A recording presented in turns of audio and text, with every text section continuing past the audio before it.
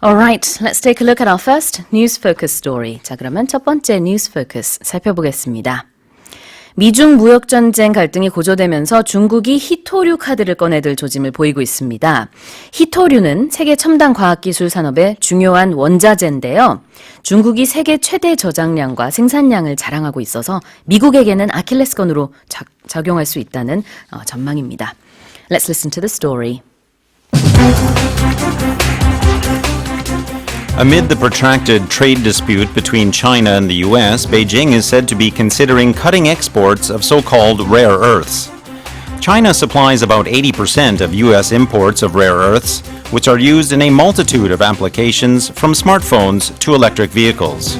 The term rare earths is something of a misnomer, as many of the elements are relatively abundant. Nevertheless, China is by far the largest producer of these essential elements, having almost 70% of global production. 네, 중국산 히토류가 미국으로 수출돼서 반도체 또 첨단 장비 제조에 사용이 되고 있고요.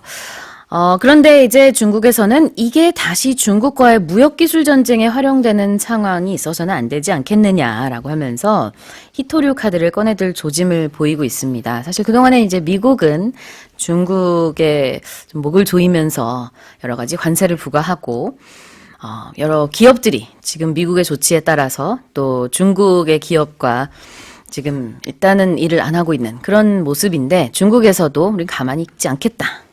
이런 모습이죠. Amid the protracted trade dispute between China and the US, Beijing is said to be considering cutting exports of so-called rare earths. If I could, a quick physics quiz. Oh no. What happens to metal when you heat it? Does it expand? Yes, indeed it does. All right. What happens to metal when you cool it? It contracts. Contracts. All right, there we go. We're going to take that, contract, and focus on this. Protracted. Protracted means the opposite of contract. It means, of contract rather. It means to extend something, but we're talking not about its size so much as its time period. So something, usually something that is not pleasant, that is protracted, lasts a long time, especially longer than you had hoped or wanted or planned. 아, 그렇군요. 그래서 여기서 protract는 이제 늘어난다라는 뜻으로 우리가 볼 수 있을 것 같습니다. contract랑 반대 개념인가요, 그러면은? Almost, in a sense. Contract is about a physical size. Protracted is about lengthening, but time. 아하, 시간에 있어서 이제 늘어나는 시간, protract라는 표현을 써서 쓸 수 있고요. China supplies about 80% of US imports of rare earths, which are used in a multitude of applications. Multitude, of course, if we look there, we can see M-U-L-T-I, multi, which hopefully will give our listeners some idea of many, and that's exactly what it means. A multitude of something means many of something, a lot of something, a large number of something. Walter 선생님 has a multitude of talents. If only that were true. It is true. The term rare earths is something of a misnomer. Misnomer. Well, if we look closely, we can see N-O-M, which is the French word for name, and that's sort of what this talks about. Misnomer. If you say that a word is a misnomer, you mean that it describes something incorrectly. Let me give this example. When traffic is heavy, the term expressway can be a misnomer. Because the cars are moving so slowly. 그렇군요.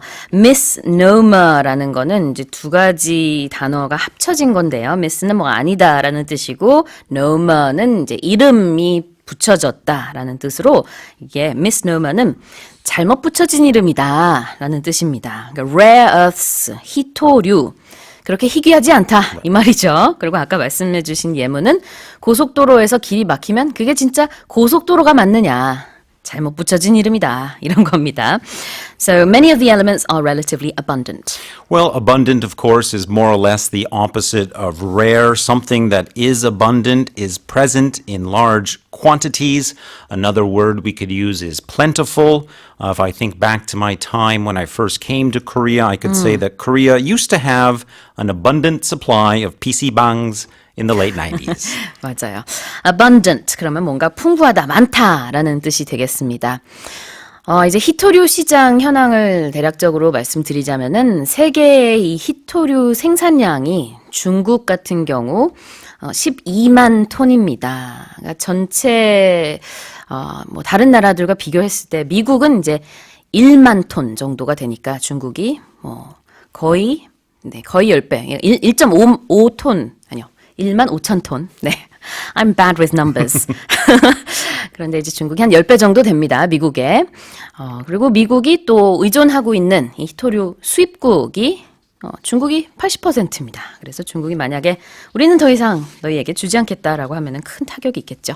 Let's listen to the story one more time. Amid the protracted trade dispute between China and the U.S., Beijing is said to be considering cutting exports of so-called rare earths.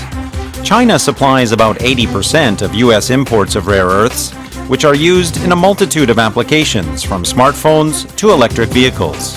The term rare earths is something of a misnomer, as many of the elements are relatively abundant. Nevertheless, China is by far the largest producer of these essential elements, having almost 70% of global production. 자, 두 번째 뉴스 포커스입니다. 도널드 트럼프 미국 대통령이 나흘간의 일본 국빈 방문을 마쳤습니다. 방일 기간 동안 무기 세일즈에 주력했던 트럼프 대통령은 요코스카 해상자위대 기지를 찾아 호이암 가가에 아베 총리와 함께 승선하기도 했는데요. 이에 힘입는 일본은 군사 대국화의 길을 가속화할 것이라는 전망이 나오고 있습니다. Let's listen to the story. Nearly 75 years after surrendering to the United States of America at the end of World War II, Japan has significantly altered its so-called defensive posture. The latest changes come at the conclusion of U.S. President Trump's 4-day state visit to the former World War II belligerent. Although the changes had already been announced in December last year, Prime Minister Abe drove home the point by making the announcement again, this time in conjunction with the U.S. President and while standing aboard Japan's largest military ship. 네, 이번에 트럼프 대통령과 또 일본 아베 신조 총리의 여러 가지 모습들이 보도가 됐었는데요. 그중에서도 이제 마지막 날 일본 정부의 이런 군사 대국화에 힘을 좀 실어주는 그런 모습이었습니다. 자, nearly 75 years after surrendering to the US at the end of World War II, Japan has significantly altered its so-called defensive posture. Well, let me just first, for those of our listeners who are watching on Bonin Radio or on the YouTube live stream, let me adjust my posture. 자세를 좀. Yes. So posture in an everyday sense refers to your sort of standing or sitting position, the way you stand or sit. That's posture in an everyday sense. However, here it's used in a military sense, and in a military sense, it basically refers to the status of some military. 네, 자세라는 뜻의 posture가 여기서는 어떤 입장이라고도 해석을 할 수 있겠고요. 보통 사람한테는 you have great posture, you have bad posture. Ballerinas have great posture. 이런 식으로 얘기를 할 수 있겠죠. The latest changes come at the conclusion of Trump's 4-day state visit with the former World War II belligerent. Now, this is another word that has a strict military sense Yes. as well as an everyday sense. So in the strict military sense, a belligerent is a person or a country formally engaged in a war.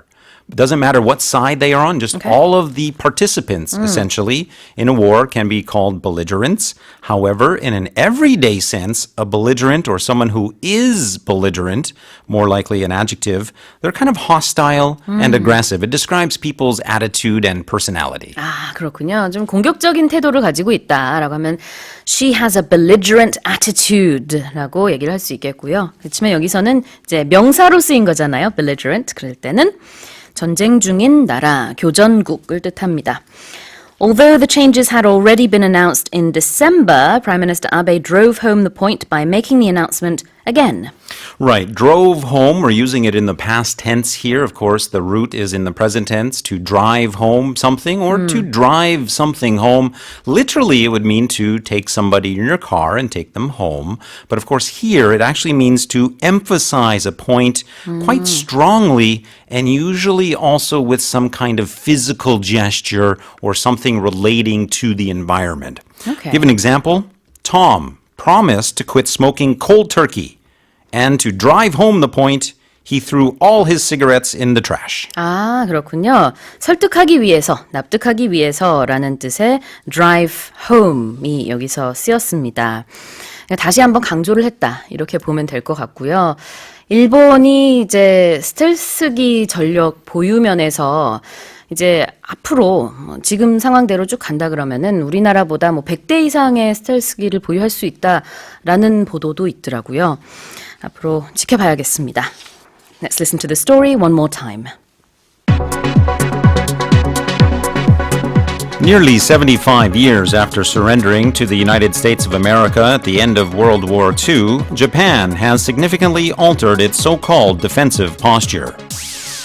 The latest changes come at the conclusion of U.S. President Trump's four-day state visit to the former World War II belligerent. Although the changes had already been announced in December last year, Prime Minister Abe drove home the point by making the announcement again, this time in conjunction with the U.S. President and while standing aboard Japan's largest military ship. Let's remind our listeners of the quiz once more. Well, our quiz today asks this question. Today marks the 24th Ocean Day in Korea. These days, the world's oceans are suffering because of what pollution? Is it number 1, plastic pollution, or number 2, fruit pollution? 네, 정답 계속해서 보내주시고요. 짧은 문자 50원, 긴 문자 100원에 샵 1045고요. 무료 반디 게시판이나 카카오톡 플러스 이용도 가능합니다. 총 5분께 추첨을 통해서 유기농 건강즙 보내드리겠습니다. The Cars They Drive 듣고 와서 뉴스 포커스 넘버 3 살펴볼게요. 자, 세 번째 뉴스 포커스 살펴볼게요. 태국의 대표 음식 똠얌꿍 좋아하시나요? 태국이 이 똠얌꿍의 유네스코 무형유산 등재를 추진한다고 합니다. Let's listen to the story.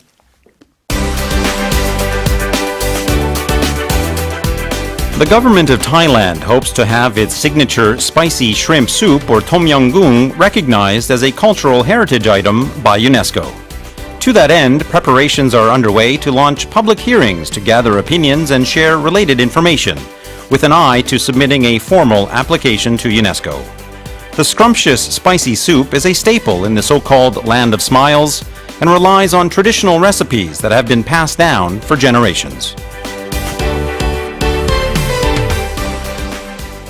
네, 똠얌꿍은요, 원래는 태국의 한 지방 음식이었대요. 그렇지만 오늘날은 태국을 대표하는 그런 음식으로 굉장히 인기죠. 여러분도 혹시 좋아하시나요?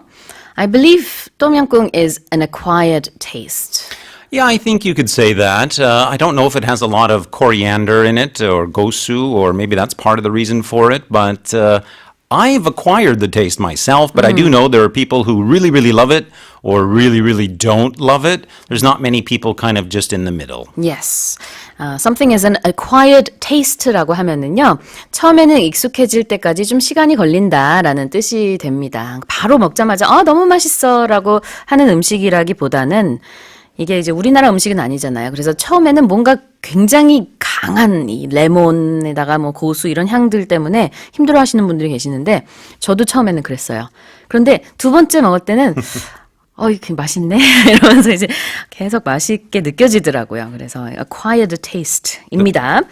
The government of Thailand hopes to have its signature spicy shrimp soup recognized as a cultural heritage item by UNESCO. So we're going to look at the word signature, and of course our listeners are familiar with that word, I'm sure, as what you do on a contract. You sign that with your signature.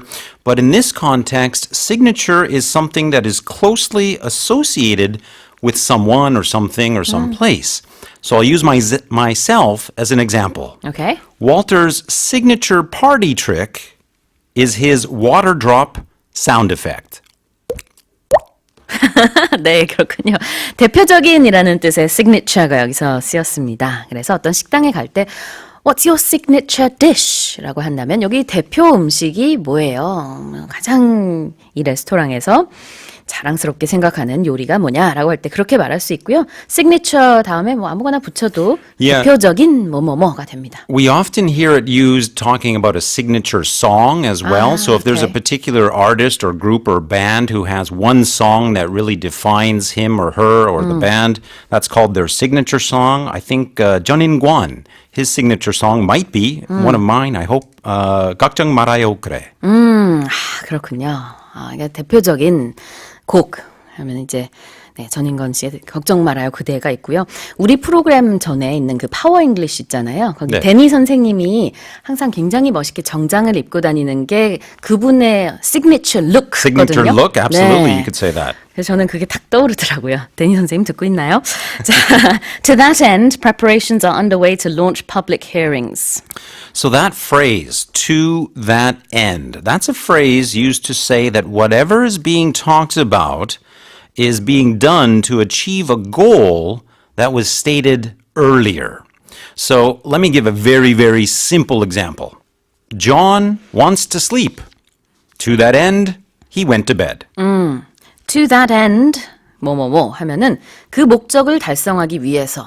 그러니까 반드시 앞에 뭔가 문맥이 있어야 됩니다. 그냥 난데없이 to that end 이러면 안 되고요. 앞에 내용을 쫙 보면서 그래서 내가 그 목적을 달성하기 위해 뭐뭐뭐. So preparations are underway to launch public hearings to gather opinions and share related information with an eye to submitting a formal application to UNESCO. And we'll also look at that phrase, with an eye to. With an eye to means with the intention or with the purpose of doing something. So let me also give another very simple, but I hope clear example. With an eye to getting healthier, Scott joined a gym. 아하, 뭐뭐를 할 목적으로 with an eye to doing something, ing를 쓰면 되겠습니다. Have an eye on something, 그럼 뭔가 주시하다라는 Watching 뜻이죠. it, yes, yes. 좀 다른 의미입니다. The scrumptious spicy soup is a staple of the land of smiles. And you said it just perfectly. I'm not talking about the pronunciation. I'm talking about your inflection. Yes, your inflection is perfect. When you say that word, you have to put some feeling into it. Scrumptious.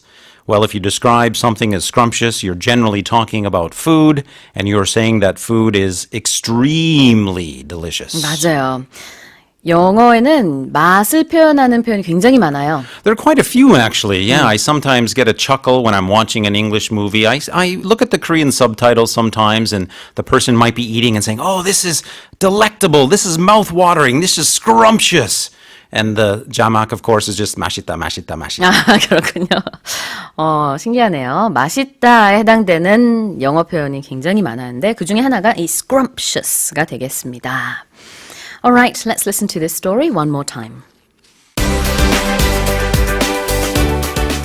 The government of Thailand hopes to have its signature spicy shrimp soup, or tom yum goong, recognized as a cultural heritage item by UNESCO. To that end, preparations are underway to launch public hearings to gather opinions and share related information, with an eye to submitting a formal application to UNESCO. The scrumptious spicy soup is a staple in the so-called Land of Smiles and relies on traditional recipes that have been passed down for generations. Alright, and what's the answer to today's quiz? Well, as today marks the 24th Ocean Day in Korea, we are asking what type of pollution do the world's oceans suffer from? And that is, number one, plastic pollution. 네, 1번이 정답입니다. 많은 분들이 맞춰주셨는데요. 그중에서 5분 추첨했습니다. 이성호님, 김학준님, 정철헌님, 그리고 끝번호 0277 쓰시는 분과 9230 쓰시는 분 모두 축하드립니다. 유기농 건강즙 보내드릴게요. 모닝 스페셜 홈페이지에 들어오셔서 주소 꼭 남겨주세요. 자, 월터 선생님, 오늘의 표현은요?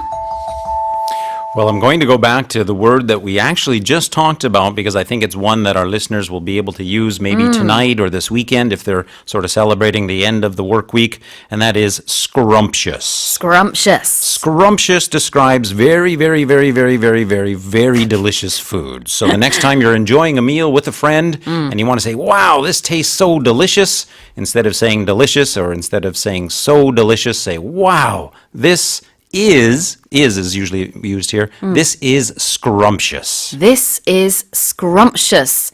대박 맛있어. 이런 느낌입니다. 정말 맛있을 때 이 표현을 쓸 수 있어요. 제 생각엔요, 뭐 멀리 가실 거 없고 집에서 어머니한테 하세요. Sure, you could absolutely. Good advice. 네. 맛이 있든 없든 상관없습니다. 말하세요, 이렇게요. Good advice. 정민님이요. 오늘 우리 아들 소풍 가요. 반에서 도시락 맞추기로 했는데 그럼에도 불구하고 우리 아들은 엄마가 해준 도시락이 먹고 싶다고 해서 아침부터 김밥을 쌌어요. 이 아드님이 혹시 엄마 음식 제일 맛있어 이런 얘기 좀 많이 하는 그런 착한 아들이 아닐까요? Perfect. That looks scrumptious. Oh, it does. It looks wow. 김밥이랑 과일이랑 뭐 너무 예쁘게 김밥도 싸셨는데요. It really looks scrumptious. Also looks healthy. 그래서 정민님이 계속해서 엄마는 정작 음식도 못하는데 엄마가 해주는 밥을 좋아하는 아들은 효자일까요? 아니면 일 시키는 불효자일까요? 효자죠. 네. 조심히 잘 다녀왔으면 좋겠네요. 나중에 조금 더 크면은요 직접 싸라 그러세요. That's it for the first hour. Thank you so much, 월터 선생님. Always a pleasure. Have a great weekend to you, Sue, and everyone else, and we'll see you on Monday. All right. Coming up in hour 2, we have 영작 극장 and we also have lifestyle tips with 정아. Let's get to that with America, Sister Golden Hair.